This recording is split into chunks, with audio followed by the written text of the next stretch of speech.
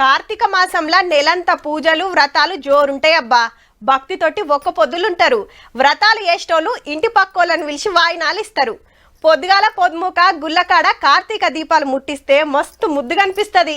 ఇక కార్తీక పున్నమి నాడు చూడాలే, భూమి మీద దీపాల వెలుగు, మొగుల మీద చందమామ వెన్నెల సూపరా సూపర్. దానికి జరంత టైం ఉంది కానీ ఇవాళ జరిగిన గీ పూజలు చూడుర్రి. నాగుల చవితి పండుగ మా సంబురంగా చేసుకున్నారు అక్కలు. దివిలెల్లంగానే కార్తీక మాసంలో వస్తది. గుడికి పోయి శివయ్యకు నాగమ్మ విగ్రహాలకు పాలాభిషేకాలు చేసిండ్రు. పుట్టున్న చెట్టు పుట్టున్న గుడి ఏడ చూసినా భక్తులే. నాగదేవతను నమ్ముకుంటే కోరిన కోరికలన్నీ తీరుతాయని బాగా భక్తుల యొక్క నమ్మకము.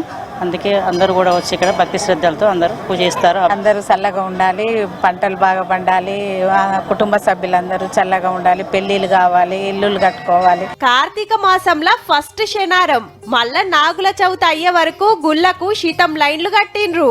మొక్కులున్నోళ్ళు పుట్టెంటికలు తీపిస్తే మంచి రోజని కొందరు ఆడవిళ్ళలకు చెవులు గుట్టించిండ్రు. పొట్టలో పాలు పోస్తే పెళ్లి కాని వాళ్లకు పెళ్లి అవుతుంది అంటారు. నాగదోషం ఉన్న వాళ్లకు నాగదోషం పోతుంది అంటారు. అదే నమ్మకంతో ప్రతి సంవత్సరం మేము మన తానిట్లయితే దేశం మీది బాజుకు చెట్ పూజలు జోరుగా అవుతున్నాయి. మబ్బులనే తానాలు చేసి సూర్య భగవాను గొలుసుకొని నైవేద్యాలు సమర్పించి మొక్కులప్పజెప్పిండ్రు.